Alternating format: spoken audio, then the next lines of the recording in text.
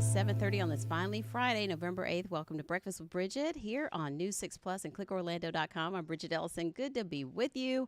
We made it to Friday. It's been a busy week, but we're getting ready for the weekend and Veterans Day coming up on Monday.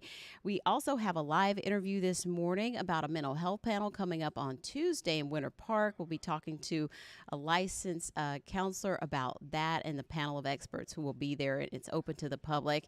And we also have our Corey Murray here to talk about some exciting things going on with the Boys and Girls Club, a turkey drive that he's working on again this year, as well as some programs for financial literacy. So we'll get to him in a little bit as well. But first, over to the Pinpoint Weather Center with Chief Meteorologist Candace Campos. And Candace, it has been a busy week, lots of weather to talk about, and lots of people looking forward to this weekend as well. Well, we got the Veterans Day Parade tomorrow. We have the first Mickey's Very Merry Christmas Party starting tonight. We have EDC. So really, that kind of spans a whole lot of different people, right, than just those three events. So if you have any weekend plans, it's not going to be fall-like. You know how we had that nice little fall stretch where it was warm, but it was still comfortable. It's not going to be that comfortable, but it's also not going to be as muggy as it has been. Okay. So right? It'll let up a little bit. A little bit, right. Now, temperatures for today are already starting off a bit cooler. Yesterday, we were starting off near 80. Today, we're more in those low 70s. So starting about 5 to 8 degrees cooler already. And then our highs this afternoon are still going to be running about 6 to 8 degrees above average. But at least because we don't have as much moisture and humidity in the air, it won't be feeling like 98, 99 like it has been for the last 2 days. So again, we're starting to see conditions improve, but then we're going to start bringing back a little more moisture by the end of the weekend and into Veterans Day on Monday. Okay, so what about a little bit for everybody? Do we need that for the weekend or just? No. I mean, listen, it's going to be just some of those real spotty showers. Okay.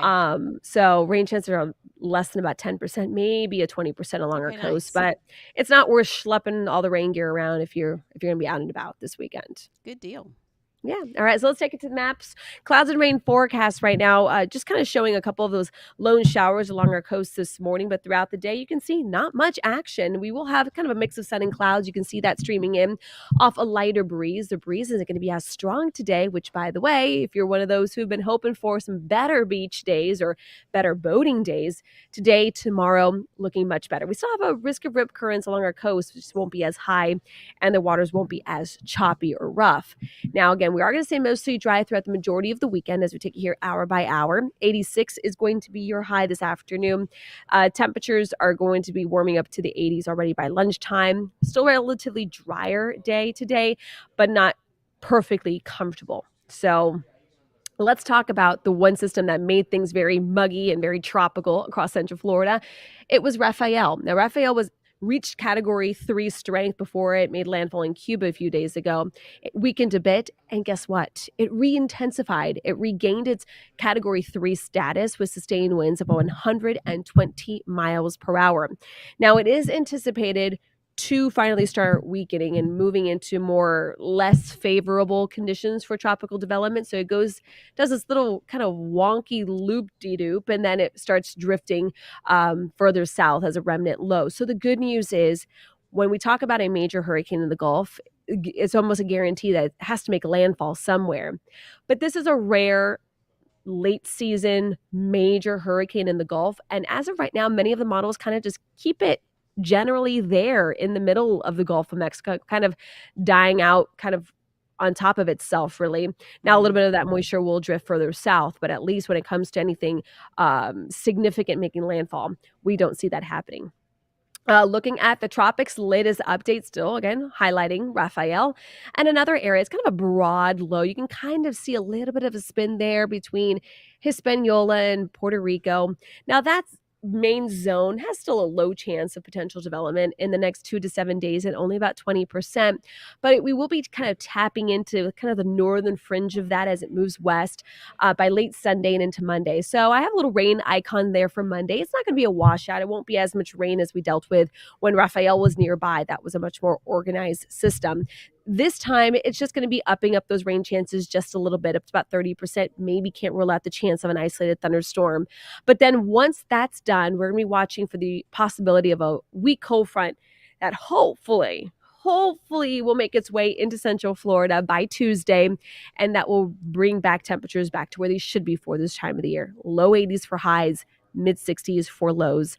So it looks like, remember we were talking about possibly a cold front coming in. Mm-hmm. We could start trending a bit cooler though once we get done with some of that tropical moisture on Monday. Okay, that sounds a little bit better.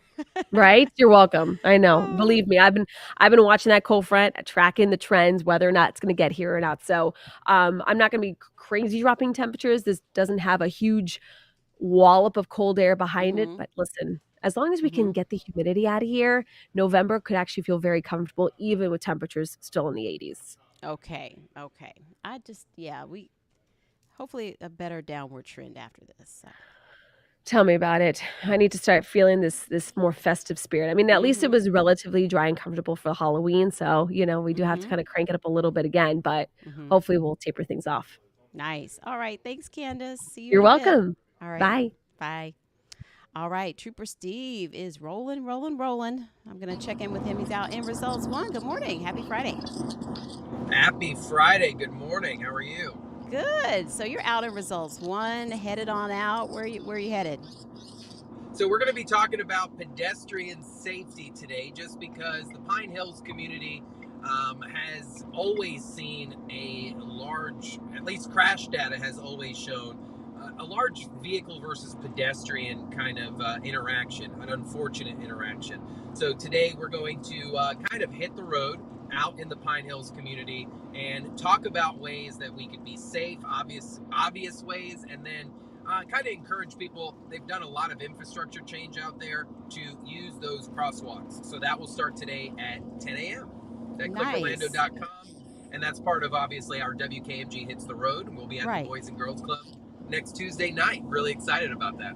I know. That's going to be so fun. I'm glad that we were able to get everything rescheduled after the hurricane sort of disrupted our original plans. And so, I just got finished talking to Candace about the weather for the weekend. And so you and Crystal will be out at the parade. That's tomorrow, right?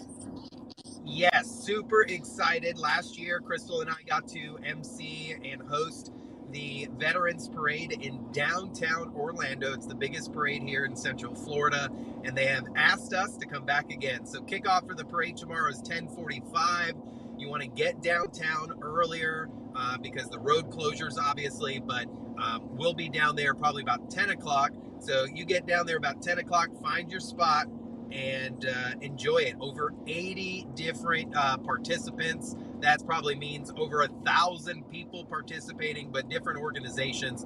And looking at that weather, I can handle some humidity for our vets, and I'm really excited about that. It's going to be really cool.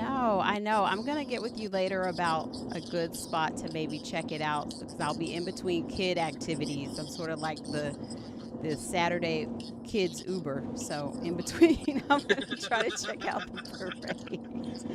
Well, I will. So I'll send you. Yeah. I got to send the web team the map. I'll make sure I copy you in that email too, so at least you can see where we're going to be based out and stuff, and you can come by and hang out. Super. All right. And so, what's up today with the traffic? Traffic's not too bad. Fridays are always pretty good. I am watching two crashes, though. This first one is way out on the east side over by Waterford Lakes, Avalon. It's going to be westbound Colonial. Pretty slow as you approach Bonneville, Woodbury area, but they are in the process of clearing this out, so the delay should thin out here within the next two. Taft Vineland, we have been watching this crash over in the industrial area just by Land Street. Please be careful, just because a lot of big trucks. But outside of that this morning, we're in pretty routine shape, if not better than normal, just because Fridays we do see a little less traffic. I have seen some aggressive drivers out already this morning, but hey, maybe that's just me and I'm being a little picky on how people are driving out and about. But your drive times right now from Champions Gate to downtown, 38 minutes. It's not great. but it's not horrible. Yesterday we were up to 47, so we're shaving off about 10 minutes from there. And then looking at some of our other local roads and stuff like that, Poinciana Boulevard, 192, seeing some slight delays, but no major issues out there this morning, to include Dr. Phillips in our attractions area. So, Bridgett, as long as people are paying attention, please increase that following distance, watching out for pedestrians. I just want people to go into this weekend. Keep in mind, it is a celebratory weekend. It is not Memorial Day. It is a weekend to celebrate anybody who has ever put on the military uniform. I'll even throw in our Space Force folks, since you guys are kind of new. Even them, Coast Guard, Marines, Navy, Air Force, Army, all of them. It is a celebratory weekend to have fun and to be excited. So if you know a vet, if you've got them in your family, celebrate them this weekend, please. Yes. Last night I really got into the spirit because the kids had a concert that was sort of Veterans Day themed. So all the patriotic songs, and they pulled out the flags and the little American flag print hats, and it was very festive. Cool. Like, yeah, that was the pre-party for the celebrations coming up. So yeah, hopefully. Well, you guys are kicking it off. Yeah, I like that. I like it. It was good. It was really good. Sweet. Hopefully we see you tomorrow. Yes, I'll talk to you about that route. And so you're going to post that too, right? I'll post it and I'll make sure I email it to you. Yes, but for everybody too, you're posting the routes. I'm thinking. Yeah, I will post up a graphic of Crystal and I will post the map up to show everybody where we will be on Facebook. Okay, great. Thanks, Steve. See ya. All right, see ya. So, speaking of traffic, unfortunately, it's been the talk of downtown Orlando since the deadly shooting on the evening of Halloween. And 2 people died in that, 9 people were shot, and it's been a devastating thing to deal with anytime, but in downtown Orlando in particular, it's been plagued with issues, and we've been covering that all along. But the city announced that they want to make some new changes in how they do the road closures and everything down there. They're going to try a different approach, and they're not giving up. News 6's Andrew Quesada explains what they're going to change from what they've been doing for years and how some people aren't sure. The city of Orlando announcing they're ready to make some changes to their downtown bar district after a deadly Halloween night shooting. They want to put an end to what they call the street party atmosphere by keeping Orange Avenue open to traffic. News 6's Treasure Roberts spoke with some who frequent the area. It was unreal because you just start hearing gunshots and everyone's trampling over each other. Caleb Villavicencio was downtown last week when police say a 17-year-old started firing into a large crowd in the street, killing 2 and injuring 8 others. But he's worried the changes could lead to other problems. Do you think that will be effective? I mean, when they closed off all these streets, people would walk in the street and it'd be less crowded. I feel like if they open up the streets, these sidewalks will be a lot more crowded, and I feel like there would be more potential of fights. The city says the road reopening will be done gradually, starting with 1 lane next weekend, using barricades to keep people closer to the sidewalks. And so we'll keep you updated on how things go with the changes and how everyone is reacting. We're going to take a quick break. We'll be right back with our live interviews for this morning. We're talking about a big mental wellness event coming up next week. All right, welcome back. We want to talk about a mental health panel. We talked about how we're hitting the road to Pine Hills and we had to reschedule that. Well, this is a reschedule also from Hurricane Milton. It was supposed to happen in honor of World Mental Health Day. We have Dr. Shana Ali with us this morning, mental health counselor, educator, and advocate, to tell us more about this event coming up Tuesday in Winter Park. Good morning. Good morning, Bridgett. Thank you so much for having me. Yes, it's great to have you, and I'm so glad that you all were able to, still put this event on, and maybe it'll give more people a chance to, come out and learn more. So what's the premise of the panel that will be at the Center for Health and Wellbeing in Winter Park on Tuesday? So as you noted, it's in honor of World Mental Health Day, and I was searching and I realized that we don't have a lot of informative events around mental health in general, but even for World Mental Health Day. So I'm glad that we got to reschedule this as well, and I do think that opens it up for other folks, but it's an opportunity for us to learn a little bit about mental health, free to the community, learn from mental health advocates across town who can share a little bit about key aspects of mental health, including warning signs, how to seek help, where to seek help, and ways you can take care of your well-being today. Mm-hmm. What is one of the biggest things that you try to tell people to break the stigma, whether it's looking at it as your health care for a lifetime or different parts of your life, different seasons of your life? How do you explain that to help break down stigmas? Well, first, I often try to get folks to realize that mental health is just as important as physical health. So that gets the wheels turning. And then there's also an important statistic that I often cite from the World Health Organization that 1 in 4 people will experience a mental health disorder in their lives. And that's a disorder. That's not just an issue or a problem. So if you're fortunate for that to not be you, think about 1 in 4. That likely Mm-hmm. means not only one person you really care about, but multiple people and you in your family and in your community too.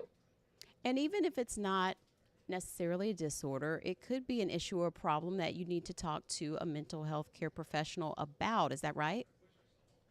Absolutely. I am a big fan of proactive care, and that's part of why we're trying to emphasize this panel because many times people wait till the problem has exacerbated, very similar to physical health. So, proactive coping is key. Speaking to someone, especially if you think you're in that void area in which your stress levels are too high for you to handle, it's always important to seek out professional help.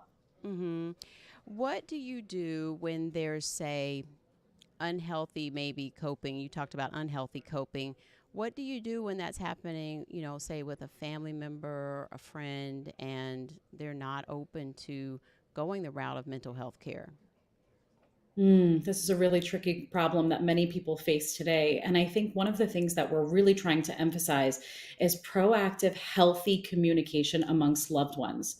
So, Mm-hmm. in theory, if we're speaking together no matter what, not just because there's an intervention or a difficult conversation that we're having to have, but if we're having conversations that are safe in our families, in our friendships, in our communities, then likely that will impede that from beginning in the first place.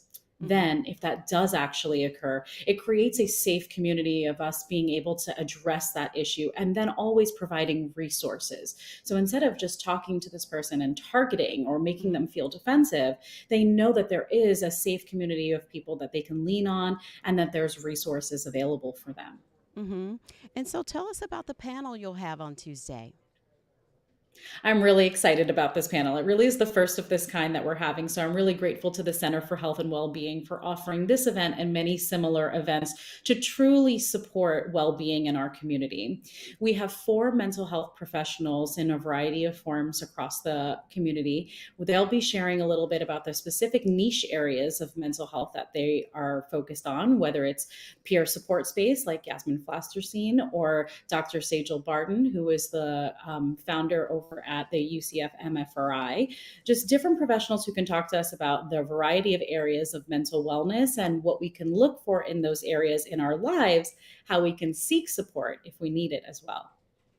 When we talk about social media, these days there is more awareness, but there are many people who may not be licensed, or maybe we're self diagnosing. What are some of those things now that people are maybe trying to self diagnose and it could totally be something else? Can you give us some examples and why, it's important to, seek out someone licensed to talk to about different things you might be concerned about? Yes, absolutely. And before we even highlight how this is important, I want to highlight that I understand if you're the type of person who you've gone to one of your social media platforms and searched for a mental health concern. It's because many times we don't have events like this available that we can turn to learn about mental health. And a lot of people are too worried about seeking a counselor first to seek that help. And we need that information gap filled with events such as this. So it is important that we leave diagnoses up to the experts because if you're not, you may be misdiagnosing yourself first and foremost. And that Mm-hmm. means that you're not getting quality, appropriate care. So that means you're putting this effort forward with trying to care for yourself, but you may be leading yourself astray. I don't think you would try to self diagnose for serious physical health concerns, and please don't do the same for mental health. Yeah, it can be similar to when you maybe like try to Google your symptoms. And sometimes, like, there's just such a wide variety of things. But many times,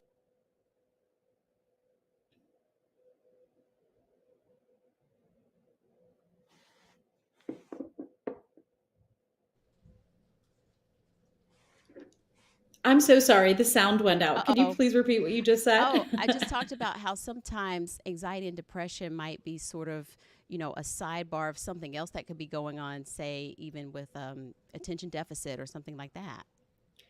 Absolutely. And many mental health concerns can have similar symptoms. They can be overlapping and co occurring. And this is a really wonderful point of why it's important to not self diagnose, because you may Hmm. have the tip of the iceberg and you may start there, which is great to have the intention to care for yourself, but you may be missing the fuller picture. And that's essential that we intervene as soon as possible when we find diagnoses. Well, great. Dr. Shayna, thank you. And so this is open to the public. Tell us how we can get more information. This is Tuesday at noon to 1:30 at the Center for Health and Wellbeing. So do we need to register or just show up? You can please visit the Center for Health and Wellbeing site to register. That would be helpful, but you are welcome to just show up. We are so excited to have this free community event to share about mental health. And thank you, Bridgett, for letting us talk about it today. Yes, thank you. And thanks for putting this on. So hopefully well attended and tradition that can continue for years to come. Thank you for joining us this morning. Thank you. Take care. All right, we want to get to our Corey Murray, who is standing by to tell us more about this week's podcast episode of Black Men Sundays and what he's working on for Thanksgiving. Good morning, Corey. Good morning. How you doing? Good. How are you? I'm good. I'm good. Just excited about this weekend show. We have Jamie Merrill, the president and CEO of the Boys and Girls Club of Central Florida. Mm-hmm. We're talking about 38 clubs, 5 counties, over 12,000 youth, and we're doing our turkey drive as well. But Yes. in this show, I had to ask her, what is the Boys and Girls Clubs of Central Florida doing? Because we talk about generational wealth, but what are you guys doing to combat generational poverty? Let's roll that soundbite. One of the things that we really focus on is breaking the cycle of generational poverty. Oftentimes, we know that our club members can't necessarily see beyond, 4 to 6 blocks that are out in front of them. And so they don't really understand the opportunities that the world can offer. And that's where we pride ourselves on helping to open those doors and open their eyes to the world of possibilities of what it is that they can explore.